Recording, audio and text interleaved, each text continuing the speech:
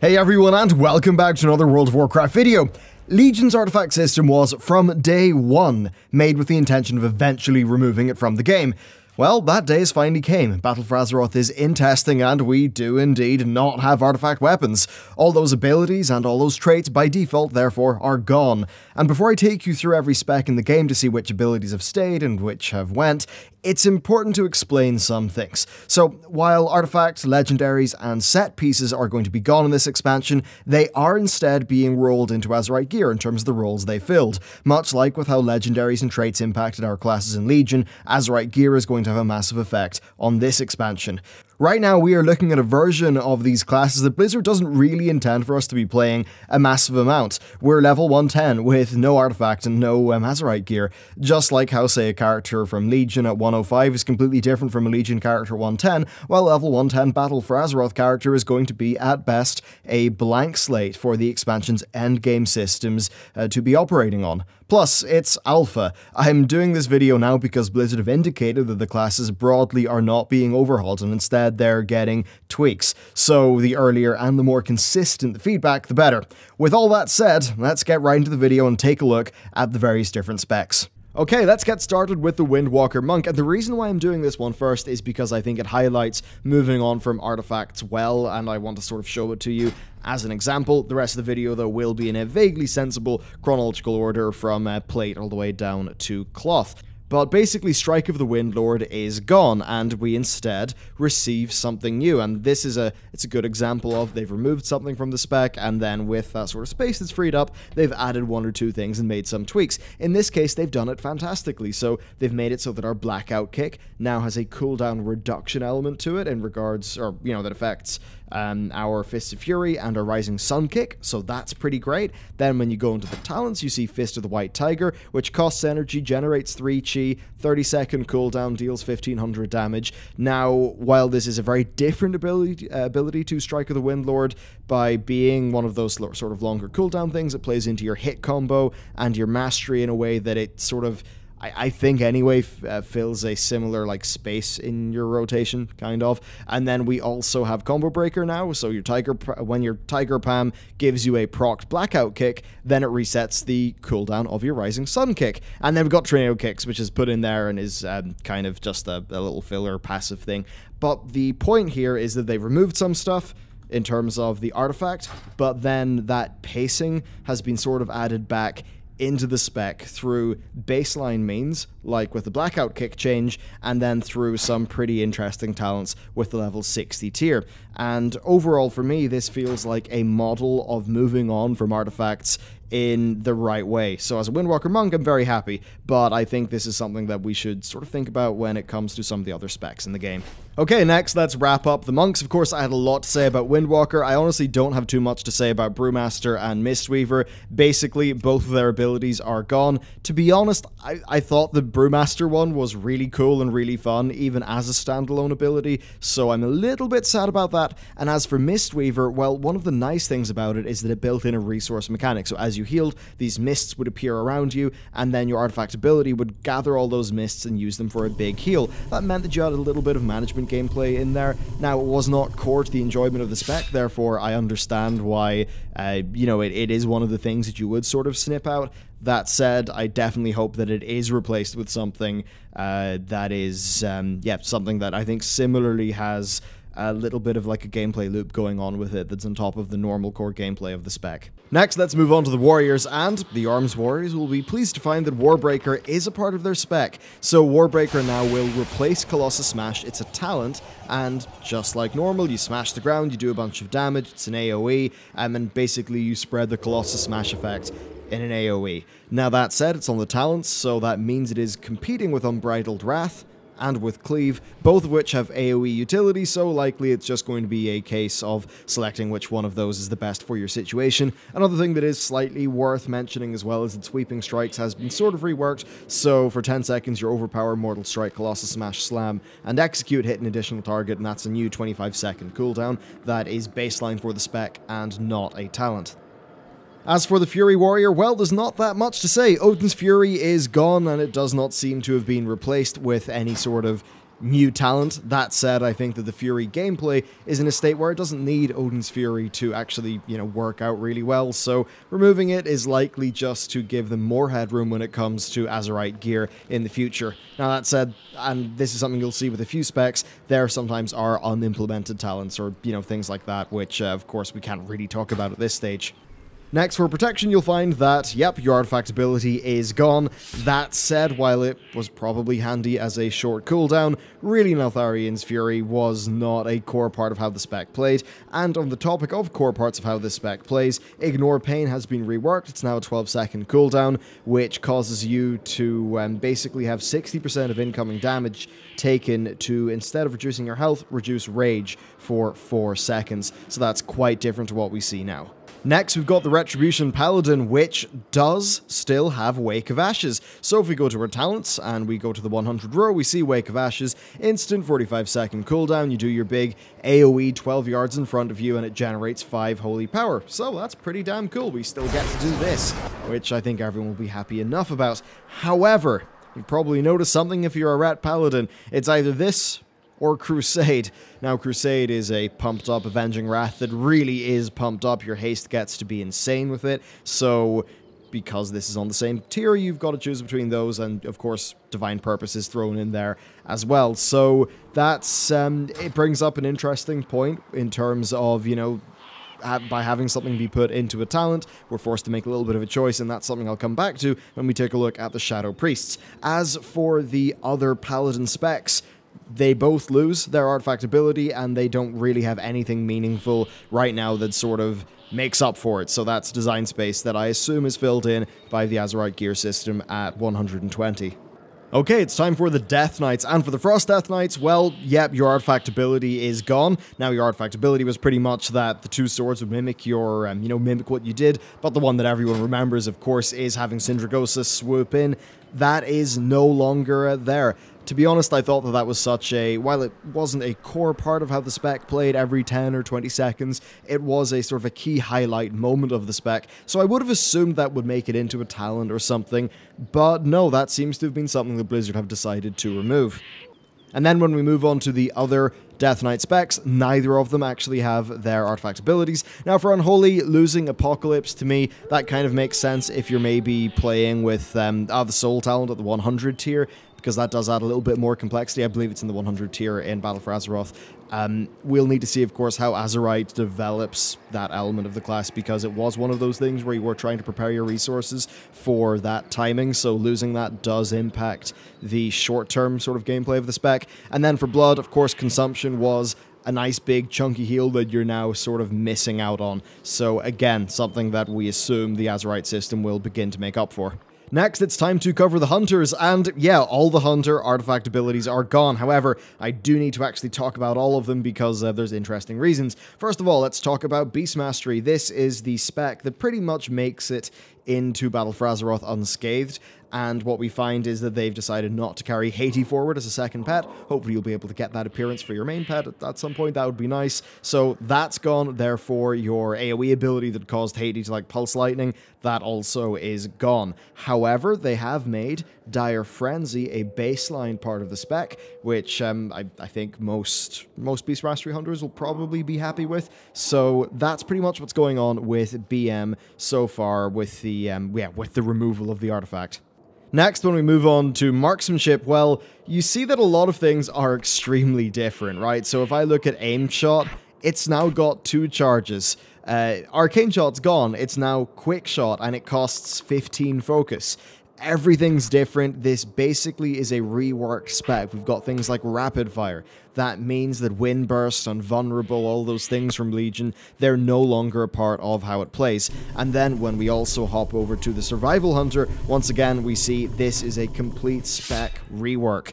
Therefore, the old Survival Fury of the Eagle, or of the Eagles thing with your artifact, that's no longer applicable to how the spec plays. I mean, hell, if you look at the talents, Mongoose Bite and therefore Mongoose Fury, well, it's a talent now, it's not a baseline element of the spec, so that pretty much explains why most of the Hunter stuff, well, all the Hunter stuff is gone.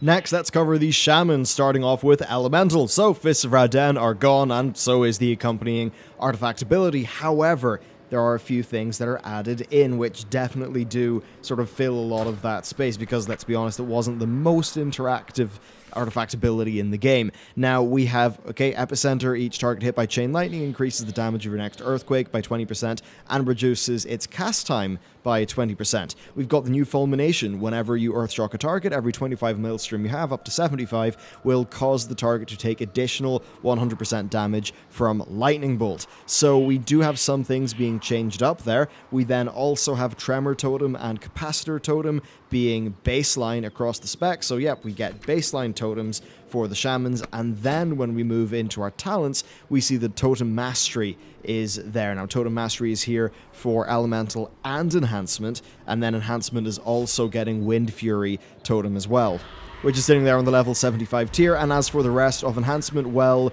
Doomwinds is gone.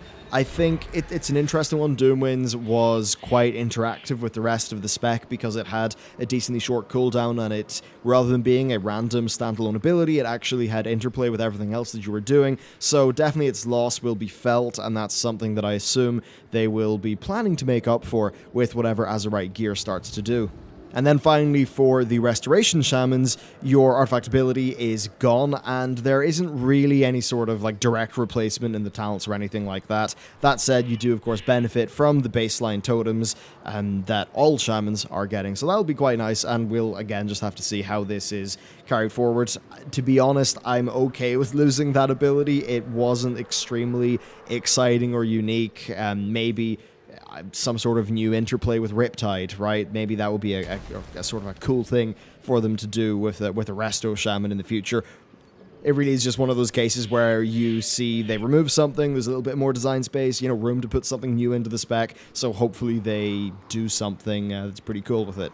Okay, next it's time to hit the rogues, and the long and the short of it is, for Assassination and Subtlety, the abilities are gone, and I don't really see any sort of direct replacements or things that are worth flagging up here. As for Outlaw, well, yeah, the ability itself is actually gone, but Loaded Dice, which was one of the patch 7.2 artifact traits for Outlaw, that is still there. So activating Adrenaline Rush causes your next Roll the Bones to grant at least 2 matches, which is important in making Roll the Bones semi-predictable, and yeah, it's I think a core part of the spec. Now it does of course bring up the situation where, because it's a talent, you've got to choose between that and Slice the Dice Slice and Dice and Marked for Death. So I mean, Slice the Dice, that's probably something a few of the combat rogues would maybe have to say about this thing, but yeah, that's what's going on, and it's interesting. I suppose this is something I would have viewed personally as core gameplay, maybe something that should be baseline, a part of Adrenaline Rush, be made a talent. So I'm kind of curious to see what your thoughts are there. But as for the other two specs, yep, they're pretty much just gone.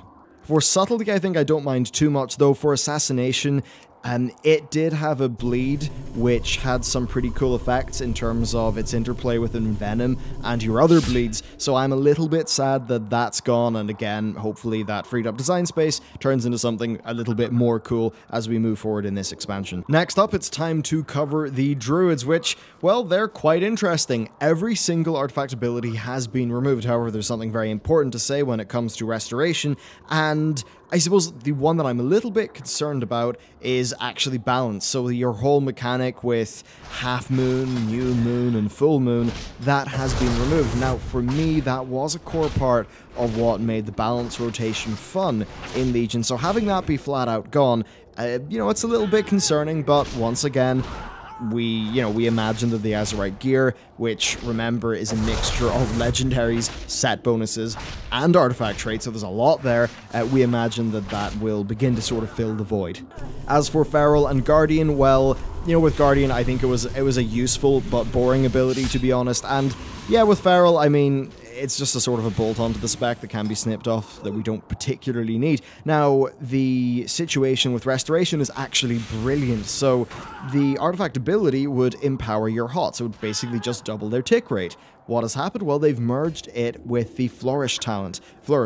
So it's still 1.5 minute, or yeah, it's 1.5 minute cooldown, extends the duration of all your hots on friendly targets by 8 seconds, and increases the rate of the heal over time by 100% for 8 seconds. So basically, they've just baked them both into that talent. Makes a hell of a lot of sense. So yeah, as someone who, you know, enjoys a little bit of resto, I'm pretty happy with that one. Next, it's time to get into the Demon Hunters, so they're in an interesting enough state. Both specs have lost their artifact abilities, however, there are some things that are worth mentioning. So, for Vengeance, previously Soul Carve would just do some damage to the target, and it would of course give you some soul fragments. Of course, you know, we like our soul fragments. Well, when we go over here, first of all, you do see there's a slot there that's empty.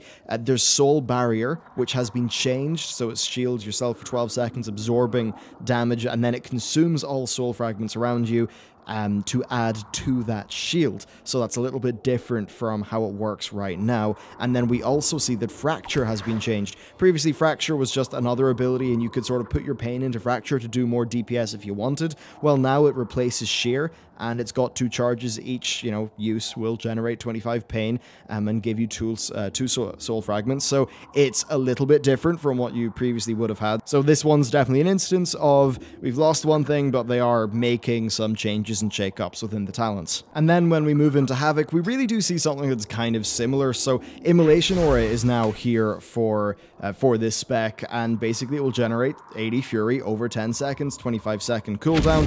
And if you think about it, right, with our artifact ability, we lost a really powerful AoE. It was kind of like a highly condensed Ravager in a way. Well, here, what have we just gained? We've gained an AoE that also plays into our resource generation mechanics. So I don't really see this as a loss, to be honest. Then we also have Dark Slash, which is a new ability, 20-second cooldown, does a bunch of physical damage and increases the damage your Chaos Strike does to that target by 40% for 8 seconds, so that's a little bit different. When we look at Momentum, we can see that the previous talent that was relating to Vengeful Retreat, that's been sort of baked into this talent. When we look at Fell Mastery, it's now increases Fell Rush damage by 100%, so again, yeah, we've lost one thing, but even within the talents right now, we're getting some other things, and then presumably Azeroth will work on top of that. Next, it's time to check out the Priests, so we're going to start off with Holy. Holy has pretty much lost the whole Tour thing, so you won't have Tour appearing and mimicking your stuff, and then the Tour actual casted ability, which would increase the potency of your heals on a target, that's also gone. However, we do gain some new talents. Let's look at Holy Word Salvation. 40-yard range, 1.22 second cast, 12-minute cooldown, heals all allies within 40 yards for like 2,000. Replies renew, and 2 stacks of Prayer of Mending on each of them, but then its cooldown is reduced by 30 seconds every time you cast one of your other holy words, or your healing holy words anyway, so it plays into the cooldown reduction mechanics that are already in the spec, and I think that adds a really good new gameplay loop, so that, in my view, is sort of like a big thumbs up. And it's a good example of, yep, we've lost one thing, but you know what, we're also gaining something that's new and interesting. Oh, and they also added Cosmic Ripple, so whenever your holy words finish their CD, you do a burst of healing around you. But yeah, I mean, I'd probably be going for Salvation. Then for the Discipline Priest, we actually do lose our artifact ability as well, and that's a little bit of an interesting one because it did play around with the Atonement mechanic where it did more damage the more people you had Atonement on, which of course then fed into the Atonement healing. I thought that was a pretty cool ability, so yeah, it's a little bit sad to lose it, but again, hopefully they do some more stuff that plays around with the Atonement mechanic that is in the Priests. Now, when we move on to Shadow, we get perhaps one of the most interesting case studies in my view. Void Torrent is something that I think we all wanted to continue to exist. However, there's a little bit of a bitter pill to swallow here. So, yes, we do get our Void Torrent. It's there. It will extend our Void form, and while it's channeling, you're not using or draining Insanity. Well, you've got to choose between that and Legacy of the Void, which causes Void Eruptions cast time to be reduced by 40% and make it be cast anytime your Insanity is 60 or higher, which is down from the 90 by default. So the spec to many feels a little bit smoother with Legacy of the Void, and then also Surrender to Madness, though that is a little bit more niche. So I suppose it's an odd one, really. You have something like Void Torrent, which to many feels super core to the spec, and then you kind of have to choose between it and then something else like Legacy of the Void that you kind of already had. I'd probably still go with Void Torrent, but yeah, still, it's still a bit of a tricky thing. That said, if we sort of give up one thing that we had, you know, then choose the desired gameplay here, and then Azeroth adds more, then, you know what, it should be fine. Okay, next, let's get into the Warlock. So the first thing to know, which is actually pretty good news, I suppose, is that Shadow Fury is something they've decided is a part of the core Warlock identity, so that is actually baseline for everyone at level 60. And we'll begin with Destruction here. So first of all, your Infernal, that is a baseline thing now at level 58, so that's pretty cool. And while, of course, we do lose our Dimensional Rifts, yep, that's gone, we do gain Dark Soul back, which many are pretty excited about. That said, we do see some empty talent slots there, so again, we can kind of imagine that something interesting will be going on with those. As for the other specs, well, Demonology, of course, does lose Thalkeel's consumption because, well, we've lost Thalkeel. And it doesn't really seem like it's been directly replaced, but you know what, this is a spec that Blizzard sort of indicated they'd be doing big reworks to. I wouldn't really take too much from it at the minute. As for Affliction, well, the Deadwind Harvester and Reap mechanic, that is gone. That said, it's, you know, there are some other things here that are new, so Death Bolt is one of them. You launch a bolt of death at the target, whatever, it does 15% of the total remaining damage of your dots to the target. It does that instantly when it hits. So if I put 2 of these here, and we'll fire in, I don't know, 2 UAs or whatever, and we'll throw in our Death Bolt. I don't know if that's probably not the right way to do it, but now the Death Bolt does a whole bunch of damage up front. So that's a decently cool new mechanic that you'll always be playing around. Honestly, in a similar enough way to how you'd always be playing around with your Reap and your Deadwind Harvester. But of course, it's not a baseline thing, it is a talent, so it is something that you'll have to choose. And there is still 1 spot left over in that talent tree, so that, yeah, maybe you'll have some sort of other interesting option there.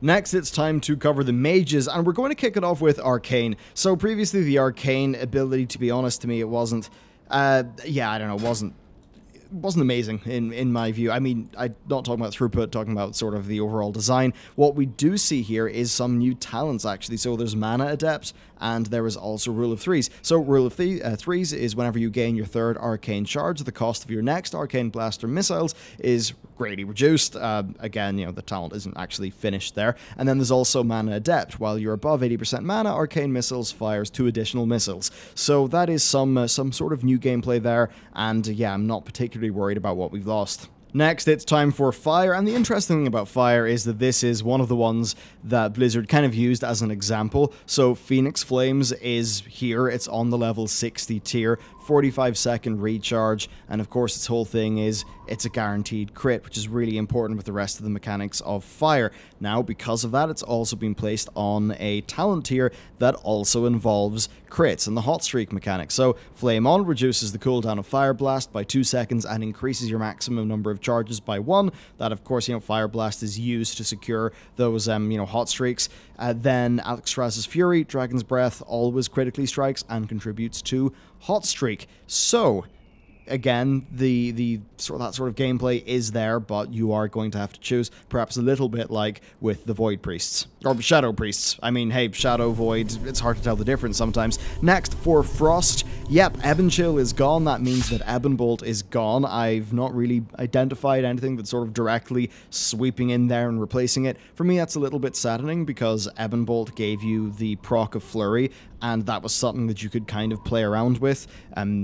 Yeah, I think losing that, while it's not completely core to how Frost plays, I'll definitely be watching out to see what kind of gameplay mechanic fills that little hole in the spec. I suppose hole in the spec's probably the wrong word to use, actually. Rather, there was a nice bolt-on to the spec that I enjoyed in Legion, and I'm interested to see if there is going to be a new bolt-on that will be similarly interesting or more interesting in Battle for Azeroth. And there we have it. There's a lot to stew over with this one, and I think you can probably see why I chose to start with the Windwalker Monk. It really does feel like the spec that has most successfully moved away from its artifact, currently anyway. Overall, it's... You know, I think this is a potentially exciting place to be in, assuming Blizzard use the opportunity to do creative and interesting things with the specs. For me, I would happily trade Strike of the Windlord in for the new Blackout kick, so hopefully we're going to see more things along those lines once we get into testing, especially with the Azerite gear. But there you go, that's a look at how things are now. Probably a good indicator of which artifact abilities are definitely making it into the next expansion,